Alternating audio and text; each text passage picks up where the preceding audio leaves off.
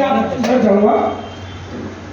शीश गंगधार और कंठ में भुजंगमाल, भूत प्रेत धारी के सुधाम को प्रणाम है। पूरे युग में 3 राम हुए, मैं तीनों रामों के क्षण में पढ़ने की कोशिश करता हूँ। सरस्वती ने वरदान दे दिया तब लिख लेता हूँ। शीश गंगधार और कंठ में भुजंगमाल, भूत प्रेत धारी के सुधाम को प्रणाम है।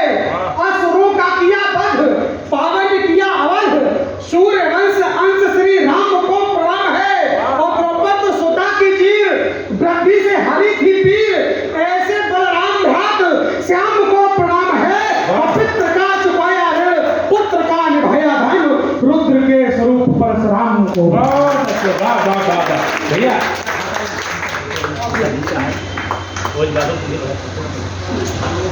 परशुराम को प्रणाम है। वाह। हमारी संस्कृति क्या है, हमारे प्रतीक क्या है?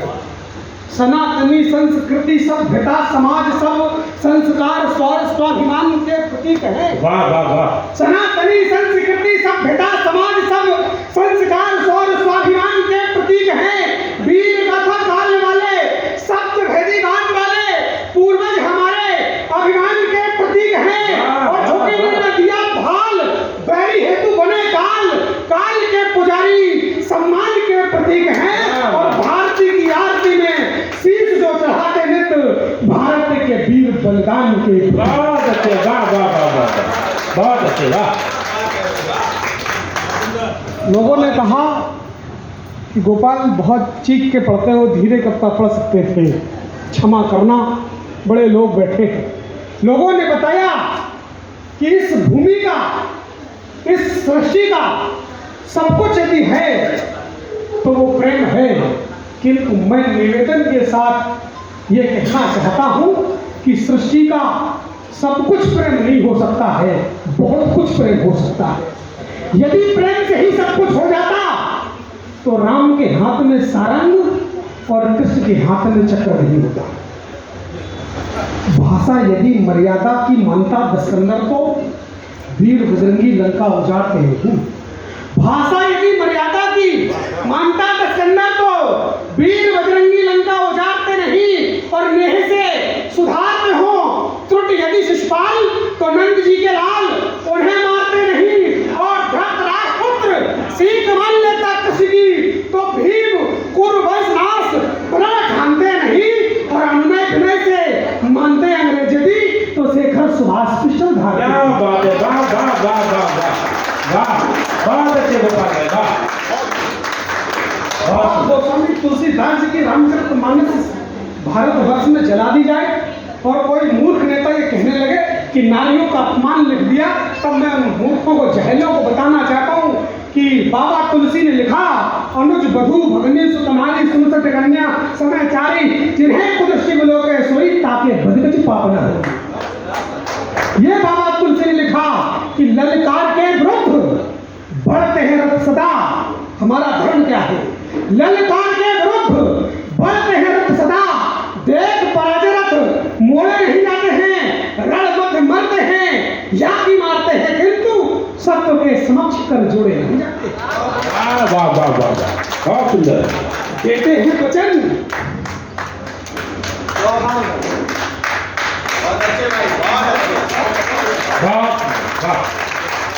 लोगों ने कहा, हमने पढ़ा, हमने जाना कि माँ पुत्र को सबसे ज्यादा प्रेम करती है, लेकिन मैं क्षमा के साथ ये कहना चाहता हूँ कि पिता सबसे ज्यादा प्रेम करता है।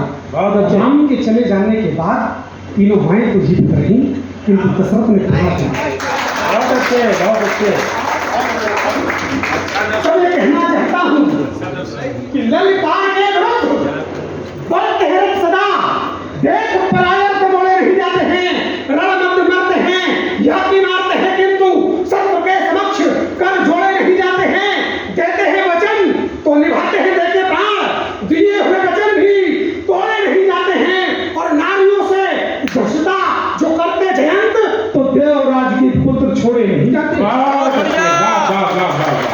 क्या बात है, बहुत सुंदर, बहुत अच्छे गोपाल भाई, बहुत अच्छे। तो देवराज के पुत्र छोड़े नहीं जाते हैं।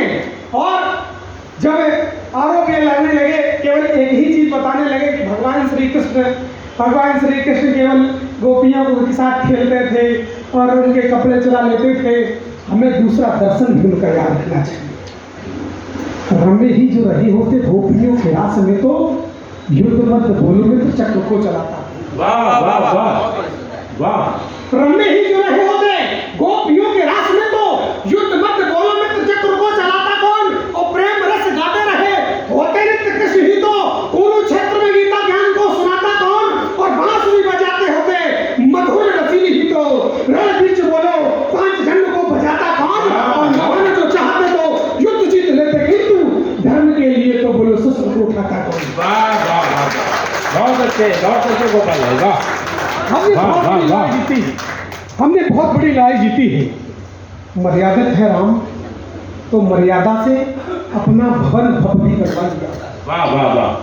मर्यादित है राम तो मर्यादा से अपना भवन भव्य भी बनवा लिया और त्रिलोकी के स्वामी की खुली जो समाधि तो ज्ञान मापी में अपना पूजन करवा लिया। बहुत अच्छे, वाह वाह। और सुनिए, अब की बारात गढ़ी बस्ती ही बैठे हैं तब कविता पढ़ने की हिम्मत करता हूँ। अब की बारी है बंसी के बजैया की, रास के रचैया की, कुरुक्षेत्र में गीता भी सुनाई जाएगी। वाह। अब की बारी है बंसी के बजैया की, रास के रचैया की, कुरुक्षेत्र में गीता भी सुनाई जाएगी। और कान्हा जो कूदेंगे काली देह में तो कालिया की कालिमा कालिंदी से हटाई जाएगी। और छलिया करेंगे छल तो फिर ऐसे करेंगे कि छाया से सूर्य की किरण भी छिपाई जाएगी। और चक्र को धारण जो करेंगे चक्रधारी तो मंदिर भी बनेगा, मथुरा भी सजाई जाएगी। वाह वाह वाह वाह, बहुत सुंदर, बहुत सुंदर। अंतिम वक्ता बोल रहे थे, स्वागत स्वागत। जब घर के आपस में लड़ते, हमने कभी युद्ध मांगा ही नहीं। पाप और पापियों से मुक्त रहे भूमि भर, प्रेम की पुनीत धार अमृत चाहिए। युद्ध बिन जीत सके जो कि विश्व भर मित्र, सृष्टि को वही अभी प्रवृत्ति चाहिए। युद्ध बिन जीत सके जो कि विश्व भर मित्र, देश को भी वही प्रवृत्ति चाहिए। और सृष्टि के विकास और उत्कर्ष हेतु हमें युद्ध रामकृष्ण महावीर और बुद्ध चाहिए। किंतु नीर सिर पार हो गया तो सावधान, धरती का भार हरने को युद्ध चाहिए। वाह वाह वाह वाह। तो मैं निवेदन करता हूँ, अंतिम वक्ता पढ़कर के अपना विराम करता हूँ कि जब घर के आपस में लड़ते हैं तो परिणाम बुरा होता है। जिसका पीढ़ी न पीढ़ी अंजाम बुरा होता है। आपस के द्वंद्व घाव को गहरा नासूर किया करते हैं।